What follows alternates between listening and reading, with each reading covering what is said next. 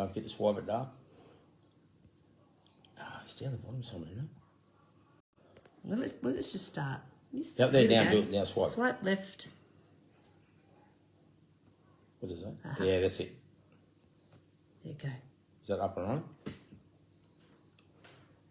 What's it say? Yeah, just go for it. Yeah, beautiful. Good afternoon, everybody. Welcome to Havenwood's live Sunday afternoon. Due to popular demand, we've got Stu back with us today. Big shout out for Stu. Good afternoon. Oh, we've had a big day today, Stu, eh? Oh, it's Footy. massive. Oh, tell you, how many boys you got, Stu? One more than four. So five boys and four of them playing footy today. So 8 a.m. start for me this morning. Well, what you should have done, you should have organised that a bit better, Stu. If we'd had quadruplets, you would have went at the same game. But now, because they're all different ages, you've got to go to 4 different games. 4 different time slots. I think I got home about 3 o'clock. It was a big day. Just in time for the live.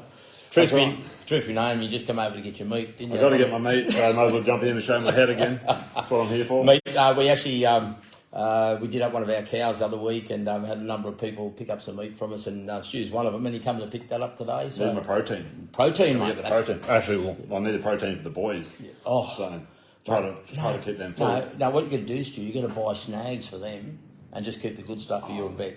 Yeah, good idea. Don't tell anyone. So you learn it from the best. Like the boys, if you say, "What, Dad, how come we got baggers again?" Oh dear. How's the singos today, boys? The singlets. Oh, we're trying to muscle it up today.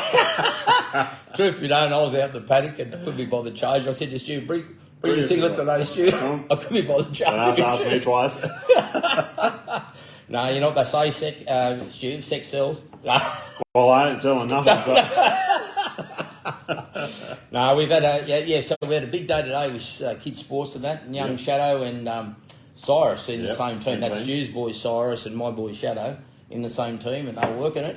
5 tries between them. Woo, you got to be happy with that. 5 tries of the 7 they scored. So. Yeah, the boys are going hard. Unbelievable. Yeah, so we've had a big week last week, and we had was that last weekend we had our sale, our big sale weekend? Weekend before. Weekend before, was it? Oh my gosh. No, it was last weekend. Last weekend, that's right. Wow, it was hot too. Yeah, it was hot. It was a scorcher but weekend. A mountain of people through. Awesome amount of people coming through on the Saturday and the Sunday. We actually ended up closing a little bit early on the Sunday. We were knocked up. We were knocked up. So we should close up, you know. So, but big weekend. It was awesome, and lots of feedback from the weekend, and lots of stuff moving forward. So yeah, pretty excited about that. And coming into the year, it's looking pretty sharp. So it's going to be awesome. We've got some big shows coming up this year too. We're going down to Faye and Lance's show down at Bendigo down in Victoria. What's the date of that one?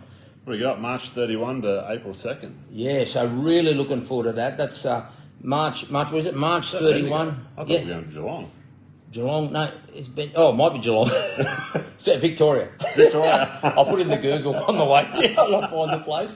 Oh, actually, in fact, I'm driving that one down. I was trying to get a flight down, and all the flights are booked out going down and that. So I'm actually driving the Tiny down for this one. So driving it down and bringing it back. So I actually think that's one of our questions regarding our tiny home things that we're going to, but what model are we going to be taking down? Oh, the model we're taking down. This is the new model. I'm pretty excited about this one. There's a lot of people excited about this model. And actually, fact, we brought a couple of clients in the other day and said, "Bam, yes, I think so. I'll have one of those. Thanks." Just like that, bam, bam.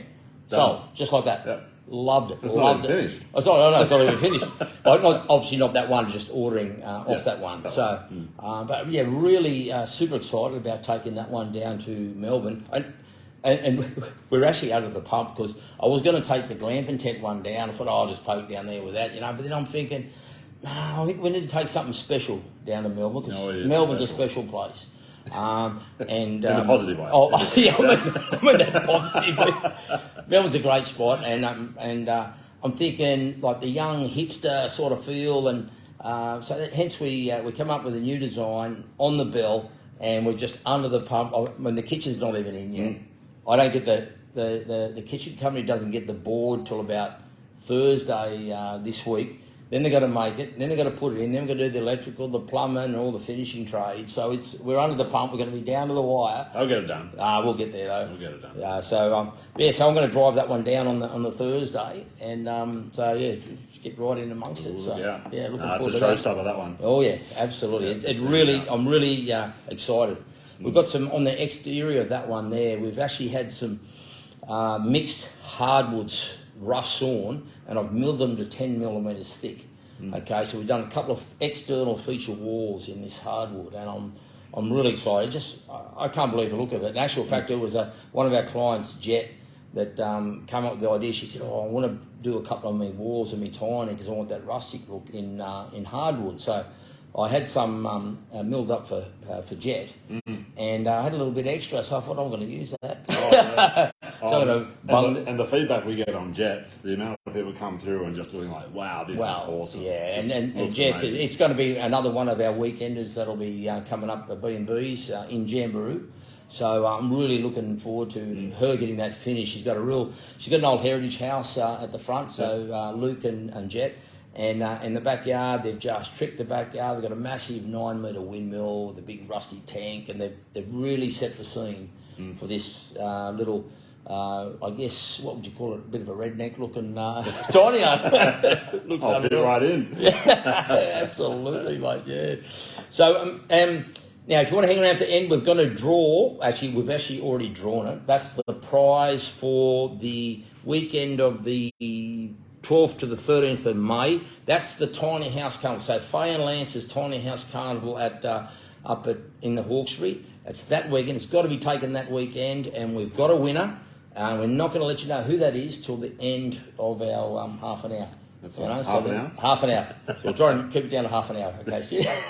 Good luck. Yeah. So looking forward to drawing that, and that's Tiny Love Getaways is the overnight, well, actually weekend away, is it? Tiny Love Getaways. And young Luke, he's spent a mountain of money. He's done so much homework on dressing this place up. Heaps of sandstone. He's got alpacas. He's got all sorts of animals out in the paddock if you have if you go and mingle amongst the animals and stuff, And he's got a beautiful setting. The privacy's unbelievable. And they sort of really lucked it out because they've got flooded twice, and just when they're about to open, then the big floods come through, so they've really had a rough run. But now they've cracked it open, and so I'm really looking forward to promoting them because they've got a great little hideaway there. So that's going to be fantastic to draw that at the end of the segment. Sounds good. Let's crack into some questions there, Stu. Actually, I've seen some of these questions come through a fair bit on the sort of the tiny home Facebook pages. But it's a good one. What are the council rules around tiny homes on rural land? Oh, okay. So, well, first you've got to start with the state legislation. Okay, so New South Wales state legislation. You'll have to check your own states, but I'm pretty sure it's around about the same, which effectively says you can have 2 caravans on a rural lot. So it's got to be zoned rural. Okay, it's got to be zoned rural. 2 caravans on a rural lot. So. With that, then you need to go to your local LEP, and then local council put their own sort of rules and regulations on that. But in short, family members can live in caravans on a rural property, no questions asked. I think some councils actually ask you for an activity statement, so it's not an actual DA, but it's actually called an activity statement. Okay, so basically what you're doing, you're going to council and saying, I'm going to put a caravan on my block of land. You're not asking them, you're telling them, okay? And they're just they'll make a note of it. They might ask you for a few bits and pieces, some plans of it, also sizes and stuff. But at the end of the day, they can't stop you doing it because state government overrules local government. Just the local government puts their own little rules and stipulations on it. Then when it comes to residential land, you can actually have 1 caravan on a residential lot, okay? Same sort of deal. A family member can live in it full time. We're actually at the moment in discussion with the national MP there, Julia Collins, in regards to relaxing the laws a bit. They're after. They're talking this NCIS. What is it called? NDIS. NDIS. And then, what do you call it? The housing crisis in Australia right now is huge. So we're in discussion with them right now about not even changing the laws, just because you can have a caravan on your block, but why can't people have a caravan, tiny house, on their block of land and rent it out to someone that's homeless? When I say homeless, like they're obviously got $1 and they can afford the rent and that sort of thing. Yeah. But council needs to get serious, and the government needs to get serious about this, because it's an industry that's not going to go away, and people just need to jump on board with this is going to be good for Australia. Because I mean, at the end of the day, there's not a lot of people that can afford $1 million loan, or they just don't want to spend $1 million. Well, not at the moment. Yeah. What's that? 10 interest rate rises straight? Oh man, getting any cheaper. That's right. So this is a way around all that that hassle, and I mean, for the government to build a commission house or government house, they're not going to get any change out of $500,000 to build that home. No, it'd be more than that now too. So to solve their problem, just allow people to put a tiny home on their block of land and be able to rent it out and get a guaranteed income from the government. Like, in other words, a lease. They pay you and you allow someone to come in. Yeah. And so that's where we're focusing right now on the national government. So we're working on it. Long way to go yet, but I reckon we can cover some ground there. No, we've got solutions to answers. Yeah. They've got all these answers. What are we going to do and how are we going to do it? I'm like, well... We've got the answers. We've got the answers. And for all the tiny house industry, I think this, if we can really push this and go hard on it, it's going to help the whole industry. And it's even for the new guys coming into the market and stuff like that, it's really going to pave the way. So it creates employment, it creates an opportunity, and it also gives people a direction, So, yeah, pretty excited about that. Good question. That's really good. A few questions coming through. I think you just answered that before. Are you able to use tiny homes on a block of residential land? The idea was one for living. So I think you're probably saying without... okay. One on a residential block without the house being on Actually, I'm going to be straight up and tell you the rules. If there's no home on the block of land right now, you can't stick a caravan, tiny home, on that block of land if there's no principal place of residence. However, this is where Havenwood have got a little bit of a kickstart here. Our homes can actually get approved as the principal place of residence because our trailers are removable from a tiny home, which means you can get our tiny homes approved as the house.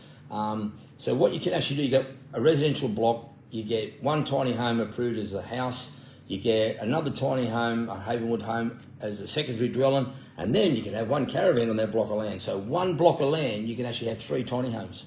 Talk to me about it. I'll fill you in. Wow. Oh, wow. More questions coming through. Just a statement. They want to go green. They need to relax the laws a lot, like in the USA. Yeah, and that will happen. That's going to happen. I mean, with the demand, the push, and the just everyone just getting involved in the industry, it's going to put the pressure on the governments, on the councils, that they're just going to have to relax the laws. They've got no choice. They will. But stick with it, everyone. All those young ones starting out, the guys that are in amongst it, just don't give up. Just keep going, because we will get there. Yeah, absolutely. Absolutely. All right, next question. I am building my own tiny home now. How do you get weight distribution right for transport? Oh, yeah, actually... That's a big one. I think that's a big one, because there was an incident happened, I don't know, when it was over the weekend. Someone had sent it to me. There was a tiny house that had come unstuck on the road somewhere. Just at a glance, I'm looking at it, straight stretch of road, bit downhill.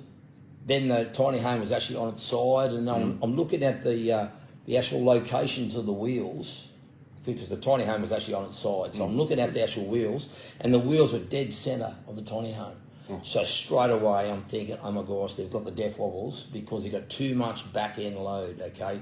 So what you've got, and it is a little bit of trial and error, and that's how I've sort of worked out the optimum distance of the offset of the wheels. So what you've got to do, the offset of the wheels are going to be further towards the back of the tiny home, so you've got more weight on the front, so on the drawbar. That's the secret. Okay, so if you've got more weight on the back of the tiny home, what that's going to do is you're going to create the death wobble. So you get up around 70, 80 k's an hour, and it's scary. It was only being towed with a light semi-rigid, so it's gone downhill, picked up the pace, and he's obviously come unstuck there. and obviously just looking at it, I'm thinking with the desk wobbles because just matters situation, you know. So how do you do it? Listen, it's not rocket science, but it is a little bit of trial and error. It depends on where the kitchen's going to be located. I started offsetting my wheels, so my centre wheels offset about 300 mil towards the back. And I found a couple of them, I was only getting about 200 kilos of ball weight, which is not, the optimum is 10% of the weight of the tiny home. So if you're talking 4.5 tonne, you need 450 kilos of ball weight, okay? So that is the optimum. 10% of the weight of the tiny home on the ball. So because I was only early in the piece, I was only getting about 200, 250 kilos on the ball. I've actually offset another 200 mil. So at the moment, I'm offset 500 mil, okay, in total. So I'm 500 mil. So from centre wheel, I'm actually offset towards the back, 500 mil. And I'm finding that right now, it's really coming out good. And actually, Grills here that does a lot of our interstate deliveries and our long hauls, he said the last 3 and 4 tiny homes have been travelling like a dream because we just got that weight right, you know. So if you start a builder and you're looking to work out where do you put the weight, just don't put it in the middle because you're going to lose. If you've got no weight on that ball, you'll come unstuck. So at the moment for us, homework we've done and the result is, 500 mil offset is working perfect for us, you know. Yeah, that's good. Good question, that one. Because then on top of that, you got to work out your cabinetry and that's it. The like. It's like you got to sort of think about, okay, where's the kitchen going to be? Because that's probably the main weight of accessories in a tiny home is the actual kitchen. I know our kitchens are coming in around about 1.2 tons until we drop back to the ProLite board. So we've saved about 300 kilos there. So our kitchens now, with the amount of cabinetry we're doing, is about 900 kilos. That's a lot of weight. Yeah. And if that's at the back of the tiny home, man, that's scary. Yeah. So it's got to be a designed. lot goes into it. It's not just sticking the cabinetry and kitchens just where you think it's going to look good. Yeah. It's got to be. It's got to be mechanically distributed correctly. Yeah. Yeah, that's good. All right. Do you insulate your flooring? Yeah. Right from the word go. I was always, obviously when we kicked off about 3 years ago, in my mind I'm thinking if I just put ply on top of our trailer frame, then the ply is actually exposed to the weather, like if you're driving on the road, the rain and all that sort of stuff, you know. So hence, and then of course you've only got a 15 mil structural ply, and then you've got the condensation, the water, the coolness, because the tiny home's up on wheels. So you're going to get all the air and the coldness coming around and up underneath the home. You can spend all this money on the walls and the roof, but if your floor isn't insulated, man, you're in strife, you know. So we actually put a 4 millimeter mat flooring. It's by 40 Pro something or other. Anyway, it's a great stuff. It's like a thermal blanket on top of our frame first, and then we'll put our ply on top of that. So what that does, that acts not only as an insulation, but it also acts as a water barrier.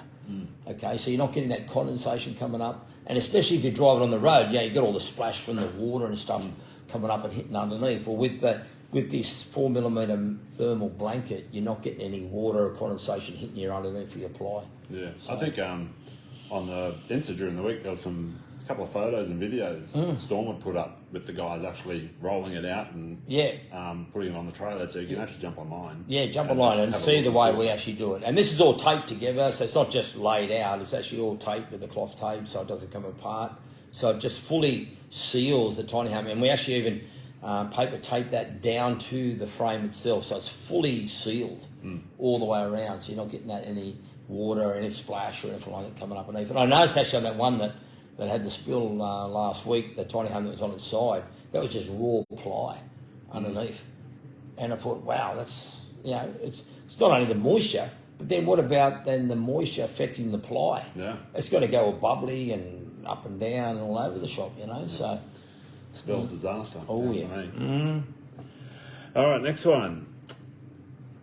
Why don't you do double glazed windows? Oh, we've actually had this question quite a lot, Double glazed windows, firstly because everyone's trying to maximise the building envelope, so we're trying to get them as big as we can. double glazed windows, in short, is going to double the weight of that window, and that window is already heavier than the cladding you're going to put on. So then you throw more glass in it, it's going to be heavier again. So I think we've worked on the principle of the proportionate size windows for the proportionate size room, so the right amount of light.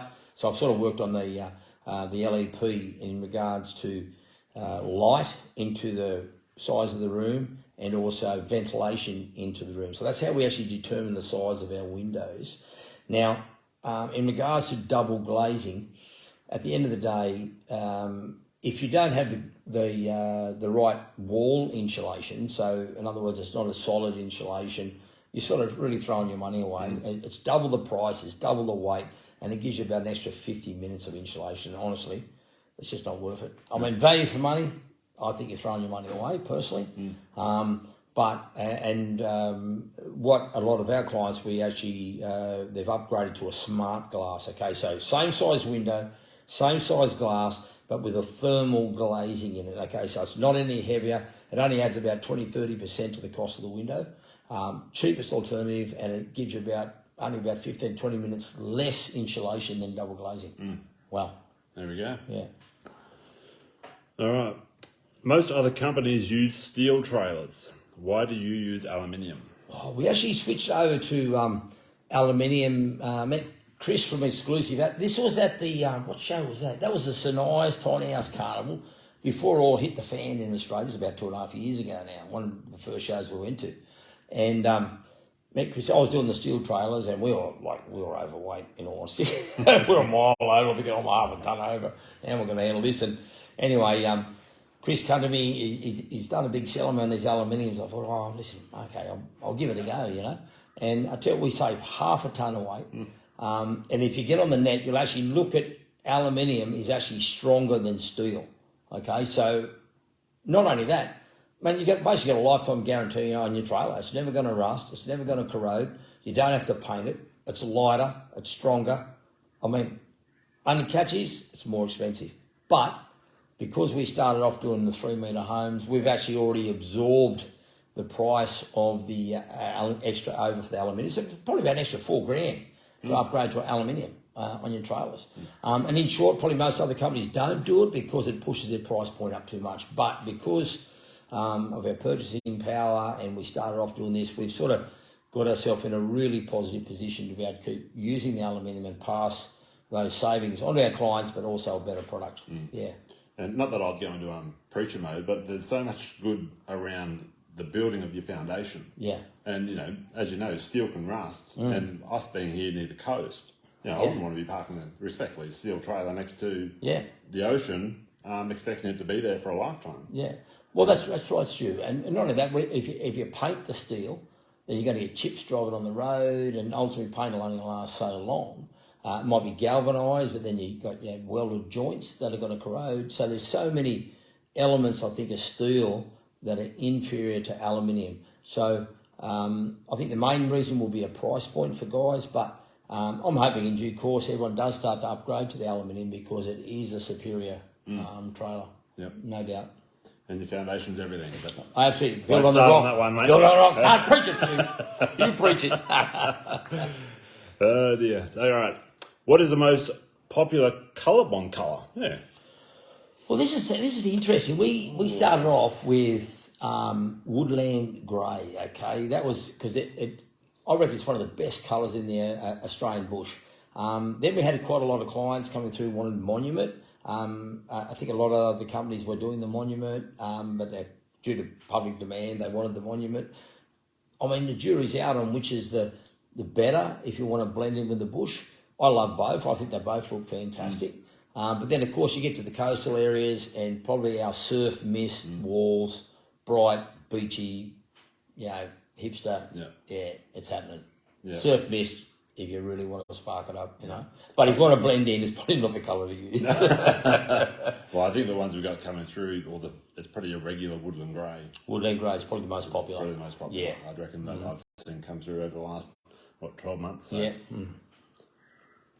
But each to their own. What else have we got? We've got a ironstone in there at the moment, and an ironbark. Ironbark. And what's that other one? That's the creamy colour. Is that ironbark? That's the ironbark. Oh, that was the ironbark. Yeah, that's right. Oh, what about Hannah's black one? What's that called? It's not monument, it's night sky. Night sky. Everything's black. Everything's black. It's black. It's black as a clouds. So black walls, black windows, black laminated panel in the bathroom, black taps. Everything's black. Black cabinetry. Got some white walls in it. There's some white walls. That's going to look really good. But it's really taking shape, eh? It's looking good. That's good. This stands out. But this is what I'm loving. You know what I'm loving about building tiny house? When I was building unit blocks, and like a year and a half later before you get to see the finished result, right? But with tiny homes, like I'm seeing the finished result in 3 or 4 weeks. It's like bam, bam, bam. I'm loving it. It's just and the clients are choosing their things, and I'm thinking to myself, oh, I wouldn't go that way, but hey, they made their call, and then I'm thinking, wow, that looks all right. It does look all right. So I'm definitely not confessing to be an expert when it comes to colour, because some of our clients have really come up with some goods. I'm loving it. Just looking at their colours, their interiors, and it's exciting for me. I still even though I'm in the factory 80% of the day, but I love going out for a bit and coming back. So, wow, that looks good. Well, I show up every morning to take updated photos, and there's always something different. Oh, absolutely, loving it. So I'm really happy with the clients that make their selections, and I don't push anyone in any certain direction unless they ask, "What do you think?" But most people are reasonably set in their colour direction that they want to go. So which is awesome. All right, next one. Can you build a tiny home for the disabled? Well, actually, we've got one going through at the moment. It's like it's for a lady that's obviously can't walk upstairs. It's a 9.2 metre home, 3 metres wide. We've built one loft upstairs because of our weight constraints. We can't do a 9.2 full 2-storey because we'll just be a mile overweight. So we've got one loft upstairs, which is for a granddaughter. And this is, I'm pretty excited about it. She's chosen some awesome colours for the kitchen.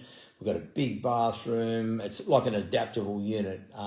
And it's really, really, really nice. You know, it's really taken shape. It's in the factory right now, just getting all the finishing touches to it, including the cat door. The cat door, that's in. This is the first time I've done the cat door.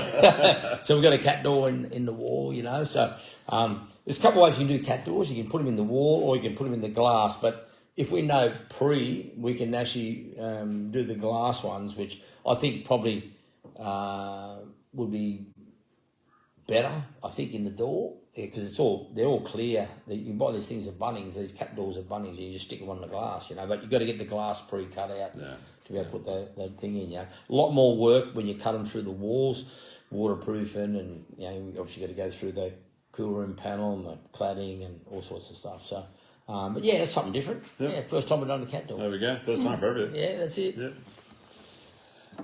All right. Can we pay for an extra axle so we can build a larger tiny home? Well, I'd love to be able to do that. Okay, so 4 axles. Like, I was chatting to my manufacturer on this. I said, mate, if we up it to air brakes, we go to 6 ton, we like all design right.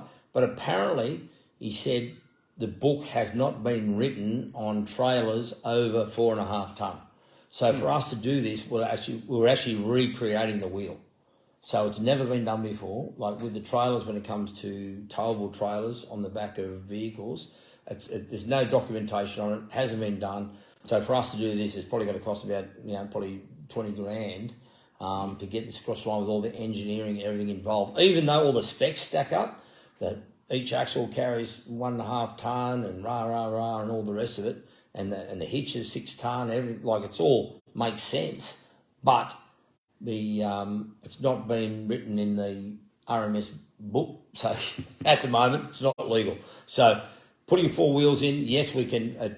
Technically, it carries the weight of say 6 ton, no problem, but it's not been gazetted or whatever the word is to be legal on the road at that. So you'd be really pushing the boundaries. So. Makes sense, but at this stage we can't do it. Maybe down the track. Down the track. We're working on it, but just not yet. All right.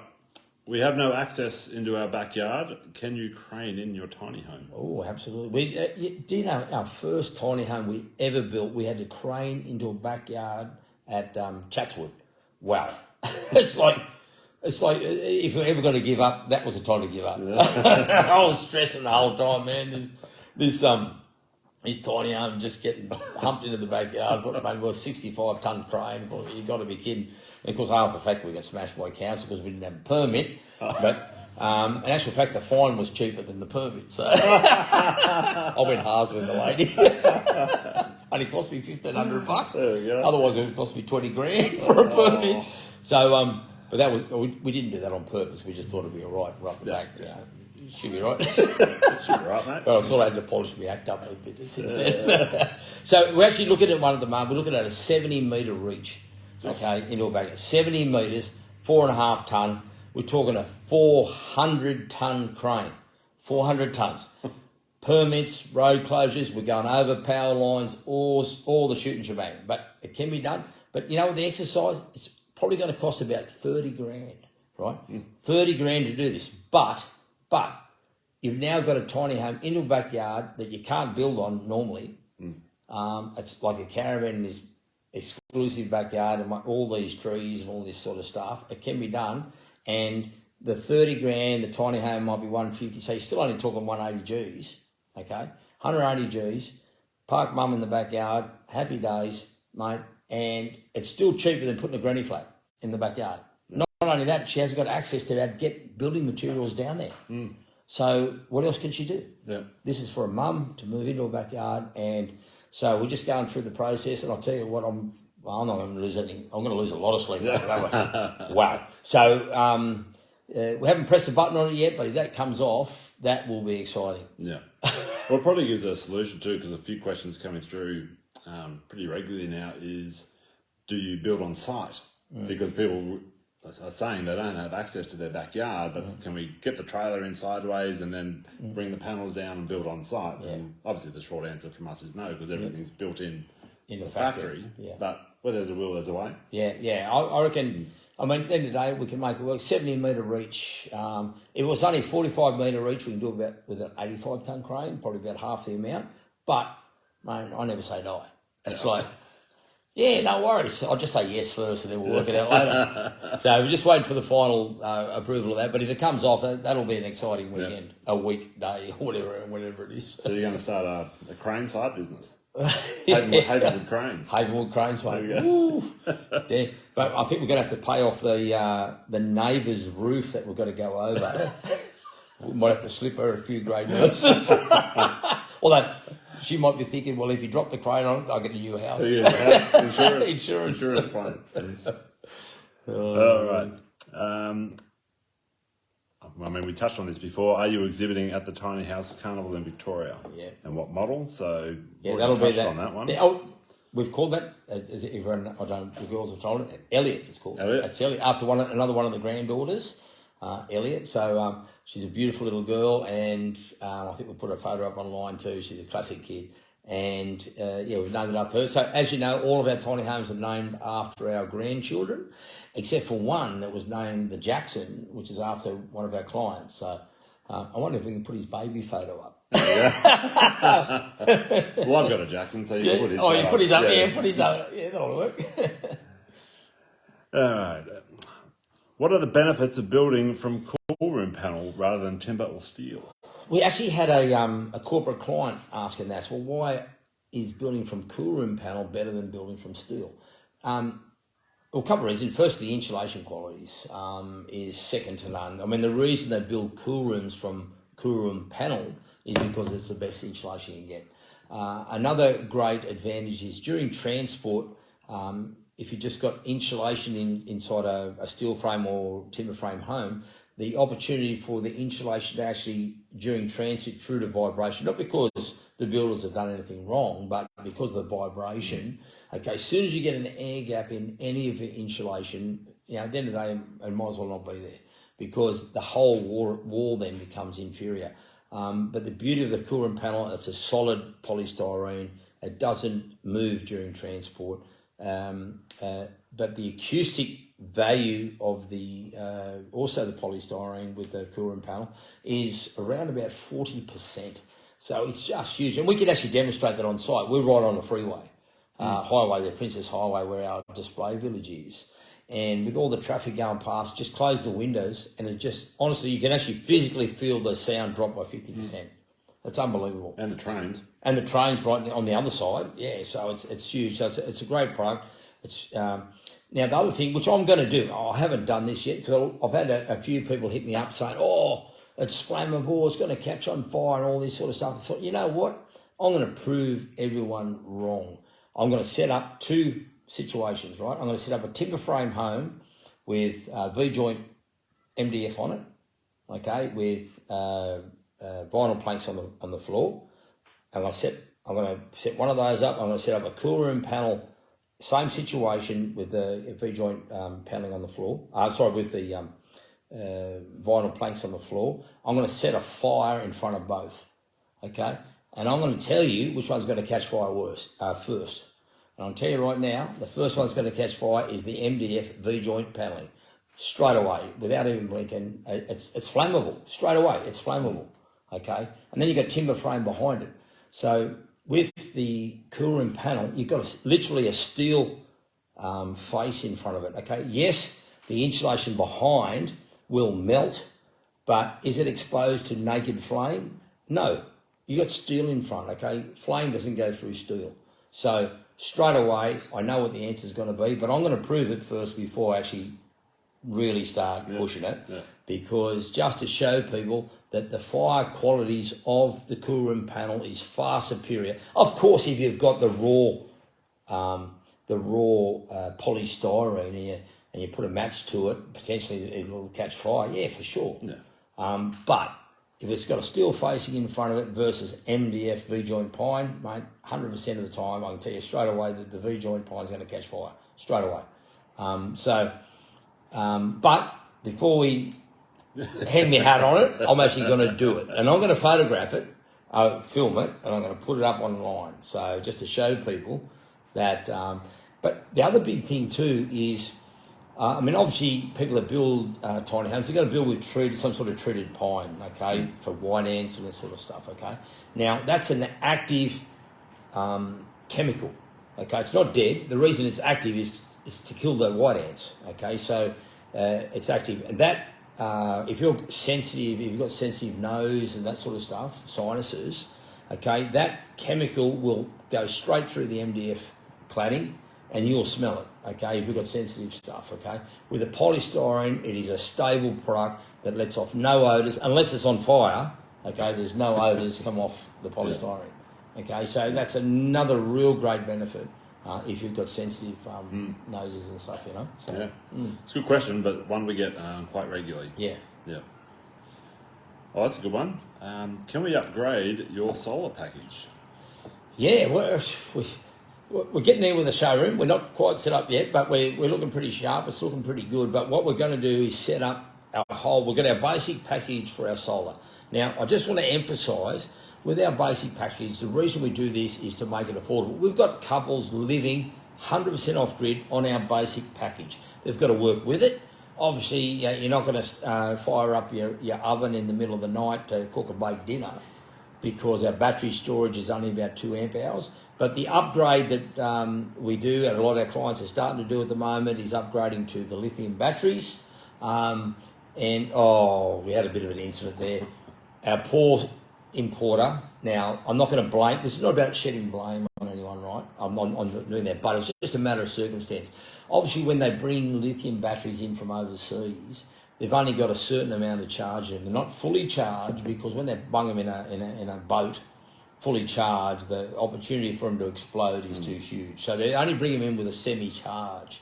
Now, our supplier didn't really know about that at the time, and neither did we.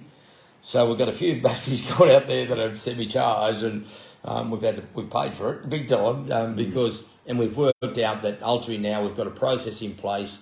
The batteries will go from his warehouse to him, get fully charged, and then they'll go out with our upgraded solar packages. So, but you live and learn. We don't confess to be experts, but we've learned from our mistakes, and I'm not blaming anyone. It's just a matter of circumstance, but we'll definitely find it. So, opportunity is to upgrade from our dry cell batteries to lithium batteries, upgrade to an extra bank of solar panels, Okay, so we supply at the moment 3 400-watt solar panels, which are all joined together in series.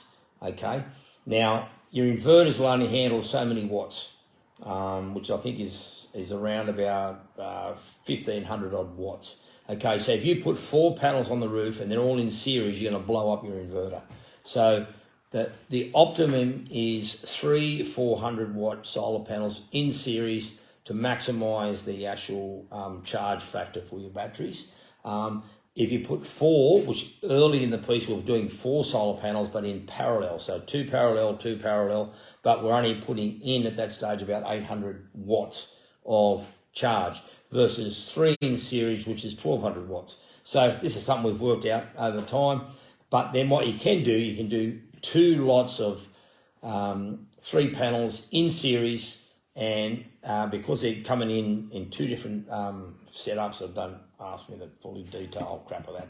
Like I'm not a bloody expert. But anyway, that works. And then it'll give you a better charge factor, quicker charge, but without blowing up your inverter. So there's a few different ways we can upgrade your solar package, and it's pretty cost effective really at the end of the day. So especially because a couple of our clients, where they've had their tiny homes parked, they're only getting about 4 or 5 hours of sunlight a day. That's nowhere near enough for solar. You need a minimum of 8 hours of sunlight per day, especially when you get cracking into winter. Yeah. You're lucky to get 6 or 7 hours, So if you're not getting that charge during the day, you're really pushing crap uphill. It's just you're going to be you're not going to be happy with the result. We're already losing daylight. Yeah, that's right. It's already starting to back off. It's already dark at 6:30 now. Yeah. Wow. Yeah, within a few weeks. Yeah. Be harder to get up. I know this week plumbers started at 4:30, 5 o'clock. Electrician now started at 5:30. It's like, fellas, don't you sleep? Yeah, Jamie, come on, mate. What's going on? Jamie Bar, a lot of plumbing, mate. The guys are legends, and what do you call it? Rod from what's his electrical company name? All electrical something. Something electrical. Yeah. Hey, Rod. Oh, yeah, g'day, Rod. Shani doesn't want to care, so I don't know. It's just Rod. How you going, Rod? Just Rod. But these guys are legends, mate. I'm really excited They're about awesome. the contractors, and Will from our aircon guy, man. These guys are just like you just bam, bam, bam. They're just there. They never let me down. They're always there. They're on the hook, and they just go hard. No, they're rivers. I like them. Great contractors. All right, last question. Do you do solar trailers, as our home location will only get about 4 hours of sunshine? Oh, that's sort of tapping into where we're going. As you may be aware, we mount the whole solar package actually on the tiny home, okay? So 3 solar panels on the roof, the inverter and the batteries are all built in with the actual tiny home, so for comfort, for ease of moving and around and stuff. However, we've got clients now that straight up front have already said they're already in an area where they're not going to cop maximum sunlight. So what we've set up is solar stands. So rather than sort of investing in the trailer, which is just extra infrastructure, it's probably going to add 10 to 15 grand to the cost of your solar package. So what we've done, we've set up stands to be able to put your solar panels in the light, put your tiny house with the view and the aspect that you want, because you want to try and get out of the sun with your tiny home and get a bit of shade, but you need the sun for your solar panels. So then you can bung your solar panels actually in the sun. We can run up to 30, 40 metres of cable, okay, from your bank of solar panels into the tiny home. Your inverter batteries are all still in the tiny home itself. So it's a great system, and it only adds about $1,600 to the cost. So rather than forking an extra 10 to 15 grand for a trailer, $1,500, and mate, you're set. Yeah, happy days. Yeah. Well, mate, we better start wrapping up. We've gone 15 minutes over half hour. Well, listen, we're going to do our weekend away now. Remember, this is the weekend of what's the weekend? It's the Tiny House Carnival at the Hawkesbury with Faye and Lance. Really looking forward. We missed it last year, but really looking forward to doing the Tiny House Carnival this year at the Hawkesbury. Now, for this draw, you need to be there that weekend because it's the weekend. It's been booked for that weekend, or it's already been pre-booked through Tiny Love Getaways. So it's got to be that weekend. It's the 12th and the 13th of May. So make sure it is there. And we're about to draw it. And the winner is Natasha Vuckerman. Natasha Vuckerman. Congratulations, Natasha. You are the winner. I'm assuming you're bringing your husband or someone along with you. But that's going to be a great weekend. And don't forget, you get 2 tickets for both days to the Tiny House Carnival as well. So that's going to be a great weekend for you. If you're into tiny homes, what a great prize. So well done, Natasha. Congratulations. Now you have 24 hours. So we're going to send you an email tonight to let you know about it. You've got 24 hours to come back to us to say, yes, you can come that weekend and stay that weekend. If you can't do it, please let us know, because then we'll have to go for a redraw, because it's all been prepaid, pre-organised, ready to go. So so we'll get that email out tonight, and if you can respond to us and let us know, yep, you're cool for that weekend, that'll be great, you know. So did just want to chat, Stu, about no, it's not a scary one. It's not a scary one. No, this is a serious one. Our client page. The client page, mate, that is awesome. Yeah. So Shane and Storm set up a private group on Facebook, so for existing clients. Yeah, for existing clients. And it's becoming a really good community talk hub, where people are putting out their ideas, showing what they've done with their current tiny homes, asking questions, and then we're obviously putting in their details regarding Havenwood tiny homes, how you can do this, how this functions, how it works, and it's getting some really good activity. Gets great traction. But gets people talking in this tiny home space. But you have to be a Havenwood client to be able to access this, that's this right. group. And what I'm loving, and I mean, I'm not into the Google and that girls, but the girls tell me about some of the stuff that our clients are doing. They're putting up, I've done this, I've done that, and one of the clients will ask a question, how do you do this? And then one of the other clients will actually answer their question. Yeah. And I'm loving it. It's really created this really sort of tight community of Havenwood clients that are able to talk to each other and troubleshoot any ideas. Might be something to do with their curtains or whatever, and they can actually work through it, and and then obviously show what they've been doing with their tiny home, how they've dressed it up and how they've prettied it up. So pretty exciting stuff. That's really good. Yeah. So if you're a current Havenwood client on the live now and you haven't jumped on, you should have received an invite to join it. Otherwise, if you haven't or you can't find it, click us a message and we'll get you access to the group. No, that'll be awesome. So it's just another thing that we're offering our clients. So and it's going really well. It's really positive, and so really exciting. That's really good. But anyway, Stu, we've rattled on enough today. Enough. Answer the question. We've got a homemade pizza over there waiting for us. And I'll finish my coffee, and you'll finish your Irish coffee. I'll finish my tea. Your Irish coffee. My whisk tea. But anyway, have a great week. If you've got any questions, make sure you smash them through to us, and Uru.